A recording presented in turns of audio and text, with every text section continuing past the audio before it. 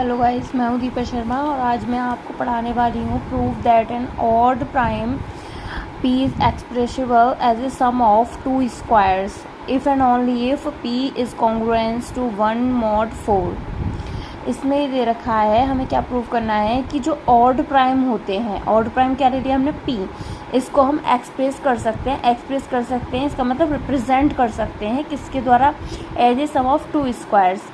दो स्क्वायर्स मतलब हमने क्या ले लिया, दो नंबर ले लिए और उनका अगर हम स्क्वायर करके सम कर दें, उनका स्क्वायर करके अगर हम सम कर दें तो उस तरीके से रिप्रेजेंट कर सकते हैं हम किसको, ऑड प्राइम को। कब कर सकते हैं, जब p is congruence to 1 mod 4 होगा। या तो हमें इसमें इफ़ एंड ओनली इफ वाली कंडीशन प्रूव करनी है तो इससे हमें इसको प्रूव करना है और इस वाले पॉइंट से हमें इसको प्रूव करना है। इसका मतलब ये है कि p is expressible as a sum of two squares, then तो हमको क्या प्रूव करना है, p is congruence to 1 mod 4। और अगर हम इससे लेकर के चलेंगे RHS से, मतलब p is congruence to 1 mod 4, then हमें क्या प्रूव करना है, p is expressible as a sum of two squares. इसके लिए सबसे पहले हम क्या ले लेते हैं कि हम लेकर चल रहे हैं p is expressible as a sum of two squares. हमने फर्स्ट वाली कंडीशन को ले लिया है। इस फर्स्ट वाली कंडीशन के लिए जब हम p को एक्सप्रेसिबल कर सकते हैं सम ऑफ टू स्क्वायर्स के रूप में, इसका मतलब क्या हो गया, since p is an odd prime, p जो है कोई ऑड प्राइम होगा, ऑड प्राइम को ही हम रिप्रेजेंट कर सकते हैं इस तरीके से। तो हमने क्या ले लिया, इसका मतलब क्या है, p कोई ऑड प्राइम है। वी हैव, हम क्या लेकर के चलेंगे उसके लिए, जब ऑड प्राइम होगा तो हमारे पास दो कंडीशन होती हैं। एक तो होता है p is congruence to 1 mod 4 और दूसरी कंडीशन होती है p is congruence to 3 mod 4। तो फर्स्ट वाली कंडीशन को हम ले लेते हैं।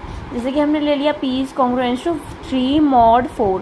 जब हमने लिया p is congruence to 3 mod 4 तब हम क्या करेंगे, it can not be expressed 3 mod 4 के लिए तो हम एक्सप्रेस नहीं कर सकते हैं सम ऑफ टू स्क्वायर्स के रूप में, दो स्क्वायर्स के सम के रूप में हम क्या है इसको रिप्रेजेंट नहीं कर सकते p is congruence to 3 mod 4 वाली कंडीशन को। लेकिन अगर हम इसके लिए फिर हमारे पास एक ही कंडीशन बन जाती है तो हमने क्या लिखा, therefore the only possibility is p is congruence to 1 mod 4। हमारे पास एक ही कंडीशन बनी, वो हमने ये वाली ले ली।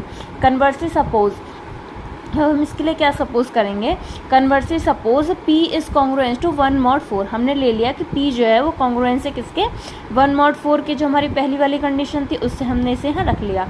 जब ये कॉन्ग्रुएंस होगा तब हम क्या करेंगे, then the congruence x square is congruence to -1 mod p।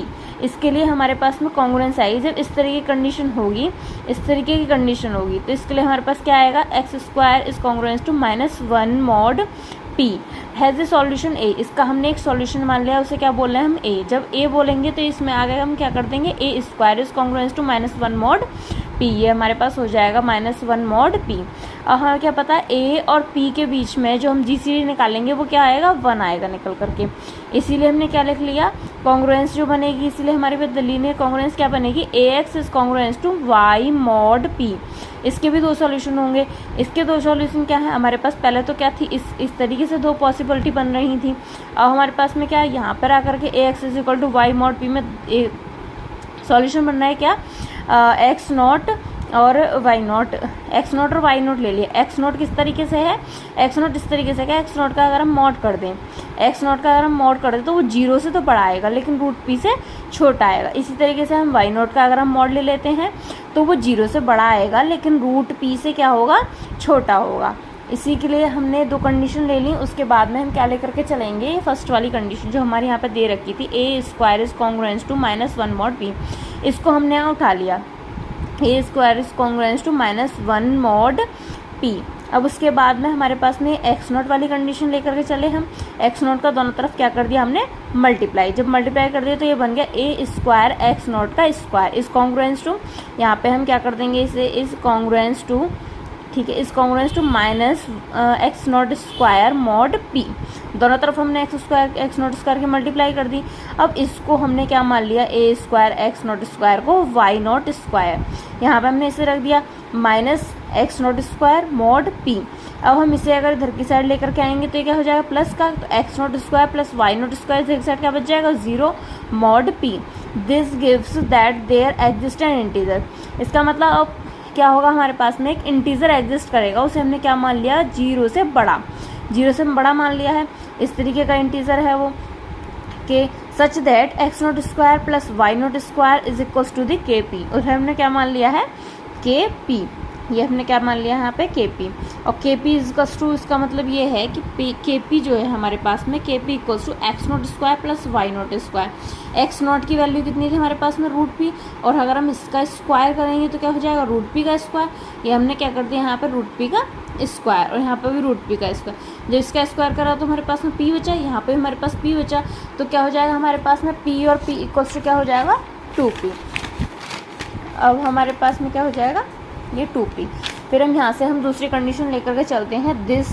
दस वी हैव जीरो इस जीरो, जो हमारे पास में कंडीशन बनी थी, तो हमने के पी लिया था, तो अब के पी क्या हो जाएगा हमारा, 0 से बड़ा और 2p से छोटा। जो हमारी के पी की वैल्यू आई है यहाँ पर, के पी की वैल्यू आई है हमारी 2p। इसी वजह से हमने क्या ले लिया कि 0 से बड़ी होगी और एक 2p से भी छोटी होगी, क्योंकि हमारी एक्स नॉट और वाई नॉट जो हम पीछे देख रहे थे वो भी क्या थी, 0 से बड़ी थी, और हमारे पास में क्या थी, 0 से बड़ी होने के बाद में रूट पी से छोटी थी। ऐसे ही वाई नॉट की वैल्यू थी, इसीलिए हमने क्या ले लिया, के पी की वैल्यू तो इसलिए ली, पी से पी कैंसिल आउट हो जाएगा, 0 से बड़ी के की वैल्यू क्या आ जाएगी, 0 से बड़ी और 2 से छोटी। ये हमें क्या देगा, K equals to, K is congruence to 1, X not square plus Y not square is equals to P. इसके तरीके से हम क्या रिप्रेजेंट कर दिया, हमने पी को रिप्रेजेंट कर दिया। Thus P is expressible as a sum of 2 squares. इसी तरीके से क्या प्रूफ हो जाएगा हमारे पास में कि पी जो है हम उसको एक्सप्रेस कर सकते हैं as a sum of 2 squares. तो अगर आपको ये क्वेश्चन समझ में आया हो तो मेरे चैनल को सब्सक्राइब कर लेना। Thank you so much.